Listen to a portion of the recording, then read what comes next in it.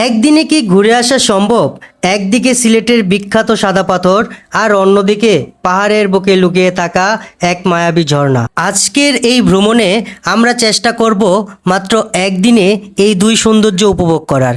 তবে এই যাত্রার সৌন্দর্যের পাশাপাশি আছে পথের গল্প, প্রাকৃতিক অপূর্ব দৃশ্য আর সবশেষে এমন কিছু মুহূর্ত যেগুলো হয়তো সবসময় আপনাকে মনে করিয়ে দিবে সাদা পাথরের সৌন্দর্য। চলুন শুরু করি আমাদের একদিনের অ্যাডভেঞ্চার। ভোরেই শুরু হয়েছে আমাদের আজকের যাত্রা। লক্ষ্য একটাই, একদিনে যতটা সম্ভব সুন্দর একটা ভ্রমণ উপহার দেওয়া।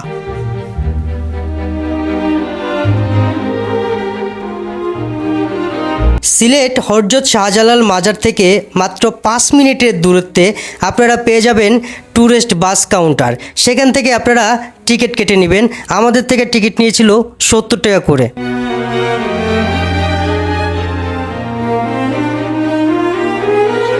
শহরের ব্যস্ততা থেকে বেরিয়ে আসার সঙ্গে সঙ্গেই মনে হচ্ছিল আজকের দিনটা অন্যরকম হতে যাচ্ছে।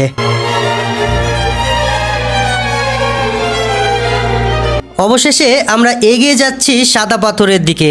দূর থেকেই পাহাড় আর পানির মিলটা চোখে পড়তে শুরু করলো।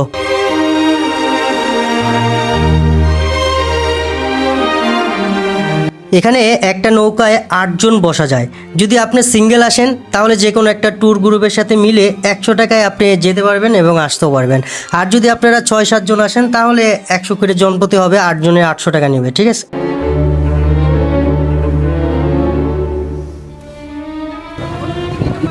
অসাধারণ অসাধারণ ভাই, এই যে পাশে ইন্ডিয়া, এই যে মেঘ ছুটছে, পাহাড়ের উপরে মেঘ, পিছনে ইন্ডিয়া ভাই, আর এই পাশটা হচ্ছে বাংলাদেশে। আমরা আমরা এখন সাদা পাথরের ভিতরে হচ্ছে যে নদীর ভিতরে যাচ্ছি। আমরা কিছুক্ষণের মধ্যে সাদা পাথর গিয়ে গোসল করব।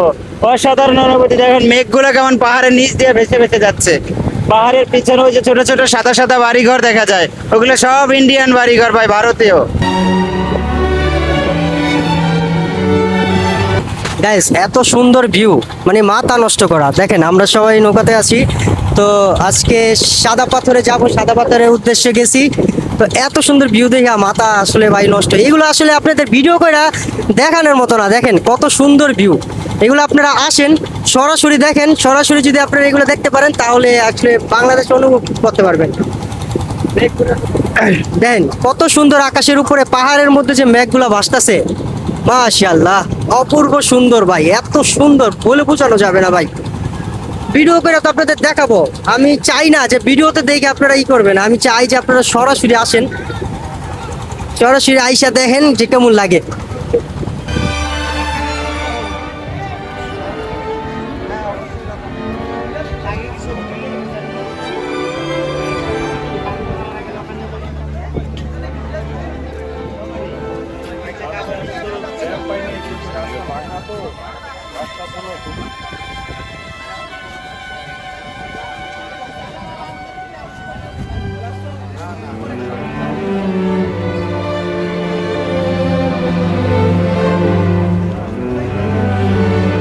স্বচ্ছ পানির নিচে পাথরগুলো এতটা পরিষ্কার দেখা যাচ্ছে যে মনে হচ্ছে পানির উপরে যেন পাথরগুলো ভেসে আছে। এখানে কিছুক্ষণ দাঁড়িয়ে থাকলেই শহরের কোলাহলটা ভুলে যাওয়া যায়। চারপাশে পাহাড়, সামনে স্বচ্ছ পানি আর পায়ের নিচে সাদা পাথর। প্রকৃতির এমন একটি পরিবেশে কিছুটা সময় কাটানোর অনুভূতিটাই আলাদা।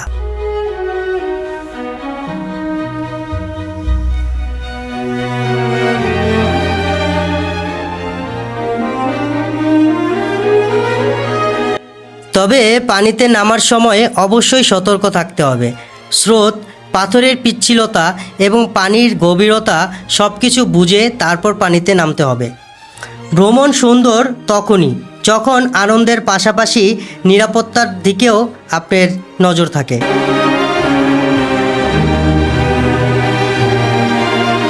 সাদা পাথরের সৌন্দর্য উপভোগ করার পর এবার আমাদের দ্বিতীয় গন্তব্য। এবার যেতে হবে পাহাড়ের ভিতরে মায়াবী ঝর্ণার খোঁজে। তাই খুব বেশি সময় নষ্ট না করে আবার শুরু হলো আমাদের পথ চলা।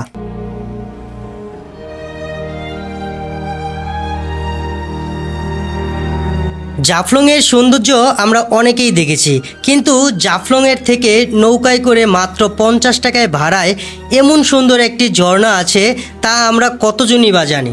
তবে আজকের গন্তব্য জাফলংয়ের পরিচিতির জায়গাগুলো নয়, আজ আমরা যাব মায়াবী ঝর্ণার উদ্দেশ্যে। আর এই যাত্রার সবচেয়ে সুন্দর অংশ হলো মায়াবী ঝর্ণায় যেতে হলেও আপনাকে নৌকায় করে যেতে হবে। আর কিছুক্ষণ নৌকা যাত্রার পর অবশেষে আমরা পৌঁছে গেলাম মায়াবী ঝর্ণার কাছে।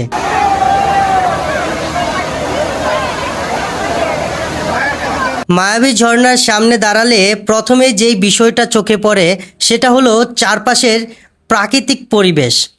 ঝর্ণার পানির শব্দ, পাথরের উপর দিয়ে পানি বয়ে চলা আর চারপাশের সবুজ, সব মিলিয়ে জায়গাটার মধ্যে একটা আলাদা মায়া আছে।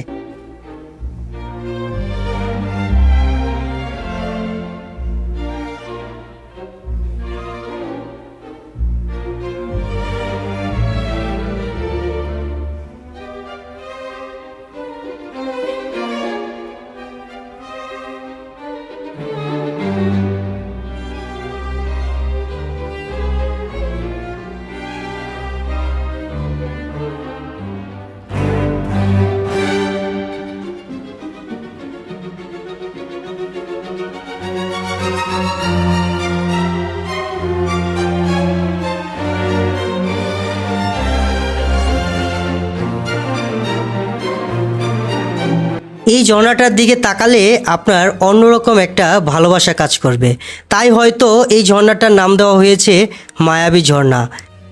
ভ্রমণে এসে এমন কিছু মুহূর্ত পাওয়া যায় যেগুলো ক্যামেরায় ধারণ করা যায় ঠিকই, কিন্তু অনুভূতিটা পুরোপুরি ক্যামেরায় তুলে ধরা যায় না।